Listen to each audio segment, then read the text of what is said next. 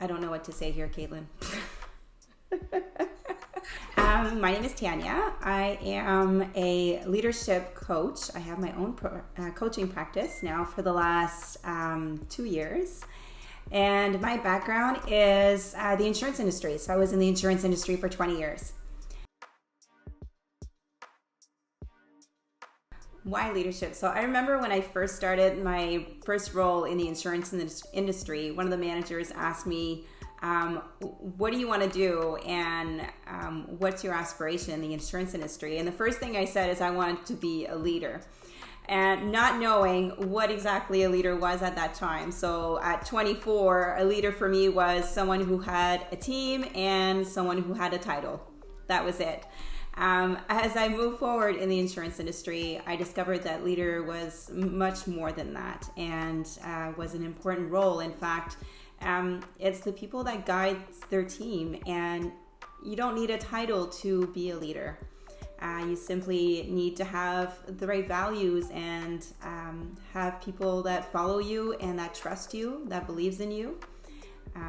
So that to me now is a leader. Now, why did I want to be a leadership coach? As I moved forward in the insurance industry and landed a leadership role, I discovered that coaching was my passion.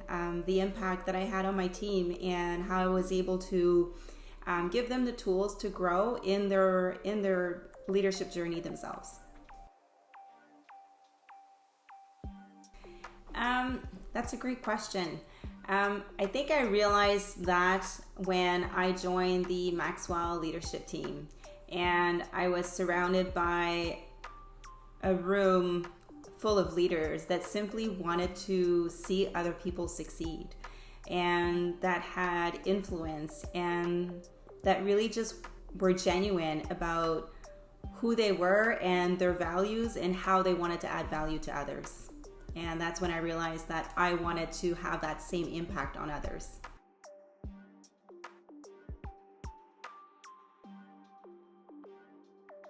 So a lot of the times what happens is leaders will promote their team members because they are technical experts.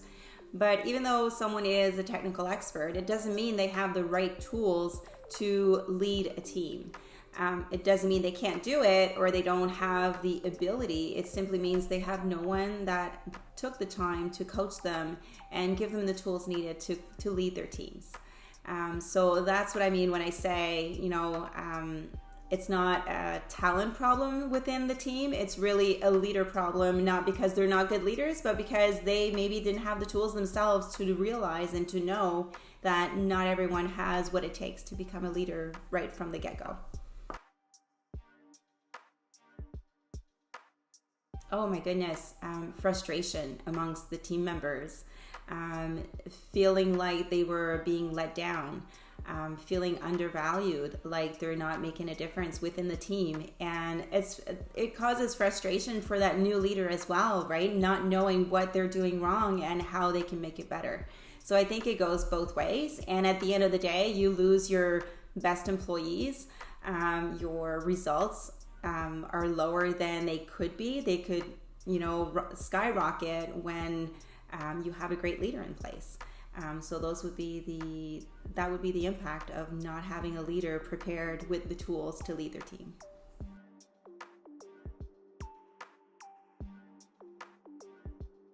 So you read my mind. The first thing would be get a really good coach that you connect with, that want to see you succeed. That's number one. Number two, ask questions. Look around you and within the organization, who is in the same role and that has been in that role for many years that you could reach out to and be mentored and ask questions. Be curious. Don't go into a role thinking you know everything because you're the technical expert. Go into that role with an open mind and the desire to grow and learn every day.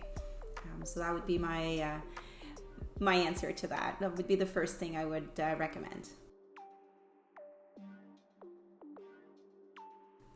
Integrity, trust, and the desire to add value to others. Leadership is about others. It's not about yourself. It's really about adding value to others and seeing them succeed. I've heard it say, and I truly believe, if you want to see how a leader is doing, look at their team. Take a look at their team. How are they performing? How are they engaged in their role? Look at the numbers. You know, the numbers don't lie. If it's a good leader that's in place, things will fall into place naturally. And I've had that discussion with actually a leader this week, and that's exactly what we were talking about. And, you know, if it's a good leader that looks after their team first, everything will fall into place. The clients will be happy, the leader will succeed, the team will be succeeding as well in reaching their numbers. So everything kind of flows, and it all starts with the leader. Some leaders might think, oh gosh, I'm an introvert, or oh gosh, I'm not good at building rapport with people, so that now that they're offering a leadership position, should I actually take it? So, you know, what would your advice be for these upcoming leaders who are very confident with their skills in terms of, you know, technical expertise, right? But they lack that kind of rapport with people, that they lack that skill to build connections with people. What would how would you help them? If I would have a client that would have that issue, number one, I would get them to take a DISC assessment to learn more about themselves. What is it that motivates them? What's their communication style? And then we would go from there and develop their ability to be comfortable around others and be comfortable speaking in front of a team. And the best way to do that is to simply put yourself in that position. When you see an opportunity come up that they're looking for someone to present on a certain topic, put yourself out there. Tell your manager you want to try it out, you want to do it and serve your team. The best way to develop yourself is to put yourself in situations that are very uncomfortable, and that is where you're going to grow as a leader. So DISC assessment is a kind of a personality communication assessment that will allow the person to discover more about themselves, like I just mentioned, how they communicate. If they are the type of person that are determined and just simply want to get things done, or are they the type of person who are very detailed and want to have all the information before making a decision. So the DISC assessment will give you all those details, but what it also does is give you information on how you can communicate with someone that is different. So if you're an S, which is the person who is stable, who loves stability, who has difficulty with change, and the other person is, for example, an I, who is the influencer, who loves to speak to people, who loves to socialize, you have two different personalities there. So there's a way the DISC assessment will give you the tools that will allow you to see how you can communicate with all those different personalities. So having a DISC assessment done within your team will allow the leader to get to know their teams, but also will allow the team members to get to know each other and how they can best communicate and best work together. Every time I have a new coaching client, that is the first thing I do, and that's the first thing we'll go through together, and it gives us their pain points as well and what they can work on to grow as a leader. So that's where we start our coaching journey together. So now, right, you said you put yourself in uncomfortable positions because that's where you grow. Now, how would you help someone who comes to you and says, well, Tanya, my team, they won't listen to me? How do you navigate that situation? I would ask them if they take the time to ask their team questions. Get to know your team. What do they like about their job? What do they not like? What would be their ideal situation in that role? What would make the team better? What would make the environment better? And then just listen. A lot of the times, that's where we go wrong as a leader, is we are so focused on numbers and so focused on reaching those KPIs, because at the end of the day, we have pressure from above, right? So we need to remind ourselves as leaders to pause and just listen and walk around your office and look at your team members, or when you have a Zoom meeting, ask questions and just sit back and listen to the responses. That is where it starts. For me, with my experience, it's taking time to think and write. We get so caught up with meetings back to back. And I remember like it was yesterday, I was in that leadership role and we had literally meetings back to back, barely any time to eat or take a 5-minute break. And a lot of those roles, that's what it is. So the key to find clarity and the key to develop your creativity in those roles is to take time to pause and think and take notes. Write every day, every morning. Take a break after and before every meeting. And I know leaders will tell me, well, Tanya, I don't have time. You do. Because once you start doing that, you will be so much more productive. It's insane the results you will see. So definitely take time to pause and think about your next steps. You know, leaders sometimes struggle with a lot of things. I mean, time management, because they're pulled in so many different directions, managing your team, and also trying to just perform all the leadership tasks, right? So how exactly does a top performing leader, let's say they're already doing a great job listening to their team, managing everything that's on their plate, but then it starts to get overwhelming, right? I feel like everybody gets to that point where it's just, it gets too much. But how do you teach someone to say no gracefully? You know, rejecting either a task or just rejecting something, anything, with grace and without feeling that internal guilt of, oh, should I have rejected that? Should I have said no? You know, things like that. So how would you teach someone to say no gracefully? Number one is to be in touch with your values and where you're going in your role, and staying aligned with those as you make your decisions. I was having a conversation with a client recently, and she was having issues with her staff coming to her all the time with questions. And as much as we want to be there for our staff, we also want to develop them as leaders themselves and develop their confidence. And the way to do that is to throw the question back at them and say, what are your thoughts? You know, go back and think this through, do your research, and then if you can't find your answer or you have more questions, come see me. But just to turn that around and not necessarily saying, no, I don't want to help you, but what are your thoughts? You know, find your answer, do your research, and then come to me if you need more information. And so it makes them accountable, it develops their confidence, and it frees up the leader from always having to answer those questions. Because at the end of the day, our teams know the answer, they're just doubting themselves.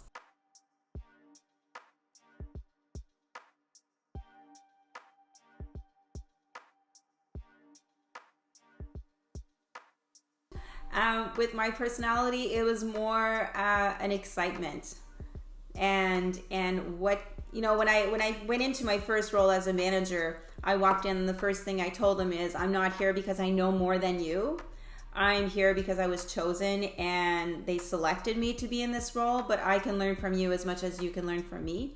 And to see a team member succeed in that way and be in a role, be promoted to a role that's higher than me, for example, is exciting, because at the end of the day, that means I did what I was meant to do, and that was to add value and allow them to grow and succeed. So for me, it's exciting. It's exciting to see someone grow in that way. Now that you're helping other leaders become a better version of themselves, what is the difference between your one-on-one coaching and your group sessions? So the one-on-one coaching is meant to serve my clients in a way that will allow them to reach their goals and exceed their goals. If they have something specific they want to work on, that would be the one-on-one coaching. So it's more personalized and it's more formatted in a way that is for them. the group coaching, what I like about that is we do 20 minutes, 30 minutes of teaching. And then after that, it's questions and comments and sharing amongst the group. So it allows them to hear from other people, which will show them that they're not alone in their journey. And it allows them to grow together. So it's more of an accountability group, and they're able to communicate in between sessions. And so that would be the difference between the one-on-one and the group coaching. You have great credentials, Tanya, as a leadership coach. You've been through a lot of training, a lot of certifications. How does your CIP and CAIB credentials help strengthen your coaching in insurance? So having that background, those certifications, allows me to, because I've been down that road and I've worked in the insurance industry for 20 years, I have the knowledge of how the industry works. I have the knowledge of the products, and I've also been in different roles, so I'm able to guide my clients better in that way. So I understand where they're coming from and I understand what they're going through, but I also know how to lead them in that space so that they reach their goals and their objectives. You're also with the Maxwell Leadership Group, right? Yes. How does being part of that group, how does being trained with Maxwell influence your methods as a leadership coach? Oh my goodness, great question. It strengthens my values. I have access every day to the best of the best coaches in the world. Having that space to go to if I have any questions, having that space to go to learn from others. There's no end to learning. You can't say I'm going to study leadership for 7 years and I'm going to be an expert. You know, there's always something to learn. There's always space to grow, and being part of such an amazing group allows me to grow every day. And we have so many tools available to us to continue our leadership growth as we're coaching our clients. So it's a beautiful space to be in. It does sound beautiful, and that helps you keep yourself sharp as well, right? And keep that knowledge growing continuously. Exactly. Now with leaders that you are teaching, right, or you are coaching, what helped them sustain the results months later, years later? I think it's on them to keep writing their goals and to be intentional every day, and to find someone that can keep them accountable. So for example, when I do my group coaching, they stay in that group and they're able to keep each other accountable. And that's the important part, right? You go through some coaching for 6 months, for a year, but after that you need to keep yourself accountable to continue working and continue growing. Once you're done coaching after 6 months or a year, it's not, okay, I'm done, I can move on to something else. It's, okay, how can I continue growing? And I do have tools available for my clients that will help them to keep growing along the way. So now you mentioned you have tools and you have these things that you could, help your client with. What's your playbook for leading through constant change? Because with corporate world, with any type of work, right, there's always changes. There's always changes that's gonna happen. Mm-hmm. And it sometimes can be overwhelming. It sometimes can take the leaders by surprise. Mm-hmm. So what's your playbook for leading through that? One of the things for me is to expect change. Know that there's always going to be something new, something different, and expected, and prepare for it.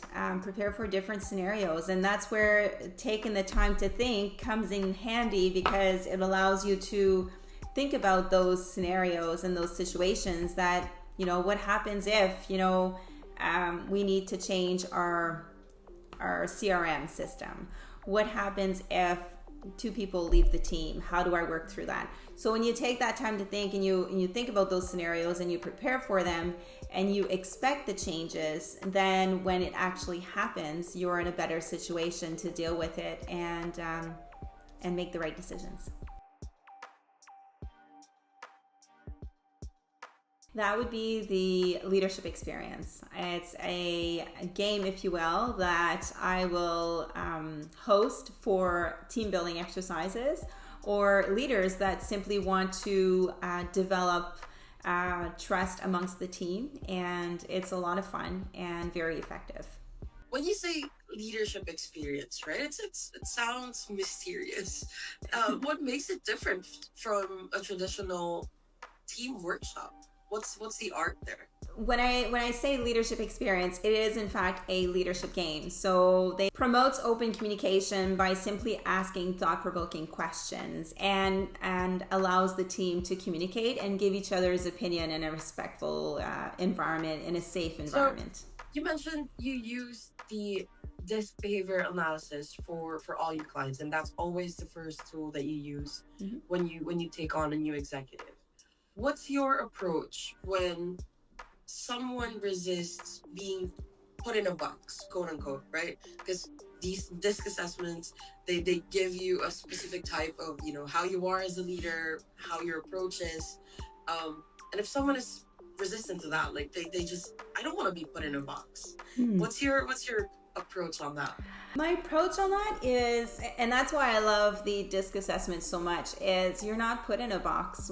We all have a D, an I, an S, and a C within us. It's which one comes out in different situations. So maybe it's the D that comes out when you're under stress and you have a lot to do. Your D kicks in and you want to just get things done.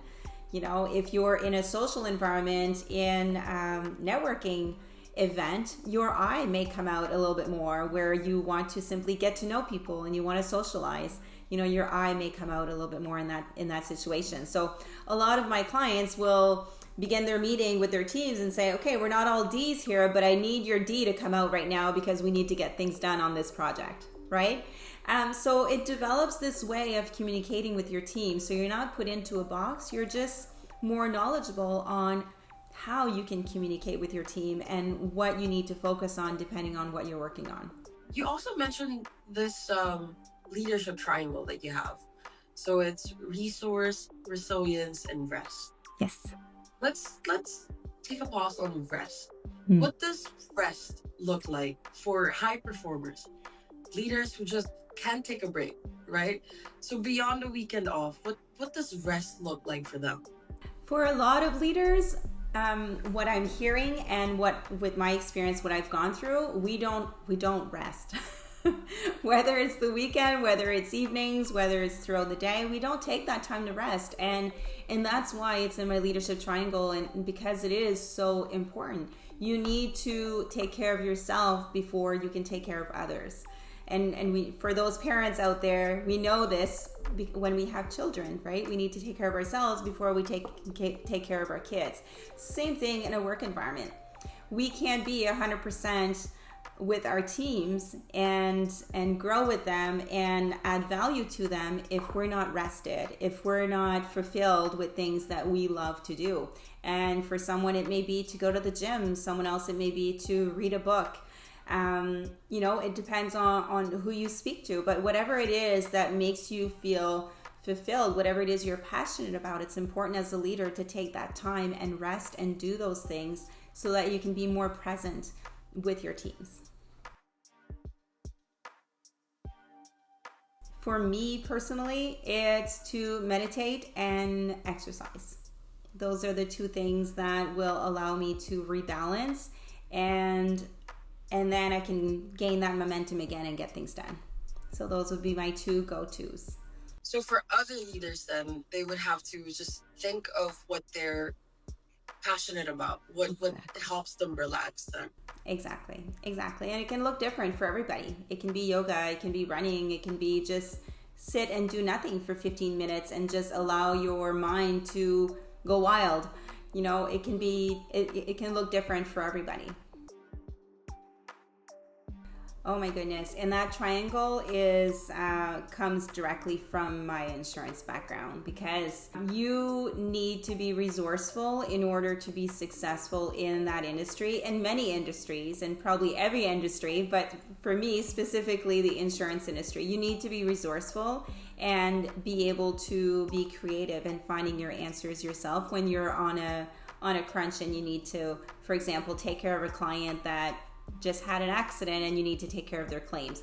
You need to be resourceful. As far as resilience, oh my goodness, there's nothing more constant in the insurance industry than change every day. So you need to be resilient. You need to be strong and be able to be flexible to accept change and grow with the change as you're moving forward in the industry. And rest, as we just mentioned, you need to rest. You need to take care of yourselves before you can take care of your clients, before you can take care of your teams. So rest comes in naturally, and it should be a priority in any leadership role. So this has been an insightful conversation, Tanya. So my last question would be, what would your advice be to someone who is an upcoming leader? They don't know it yet. They might be thinking about pursuing a leadership position, whatever that might be, right? Doesn't necessarily mean a C-suite position, but just something that is higher than where they currently are, and would, end up with managing a team. I have to be honest, when I started in the insurance industry, I had no idea I was going to be in a leadership role at all in my career. I would look at those territory managers, and I remember like it was yesterday, and I would look at them and go, oh my God, they're so, brilliant and knowledgeable, and they handle things so well. And I never thought I would be in that role. What I recommend to anybody, no matter what role you're in, is to simply keep growing, keep learning, read a lot, ask questions to those higher ups on what their journey looked like. Why did they start in that particular industry? How did they get to where they are now? So just ask questions. The person that was my biggest mentor was our Atlantic VP.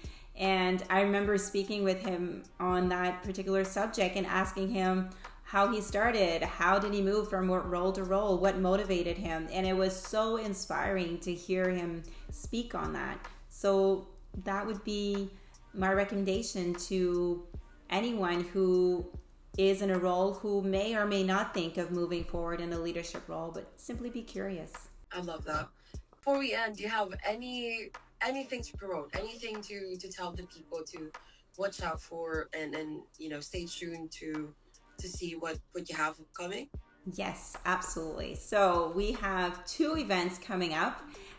So mark your calendars, take a look on my website for the when it's going to be open for registration. So one of them is the Leadership Retreat that is coming up in February 2026. It will be 3 days of growth, of vision, of rest. So that will be coming up, and opening. The registration will open in the next week. So keep an eye open for that. The other event that is coming up is on May 8th, 2026, our Empower Atlantic DIEP Leadership Summit. We have amazing speakers that are lined up, and mark your calendars for that date. Registration is open currently for that, so you can go on my website at tanyadoucet.com to register.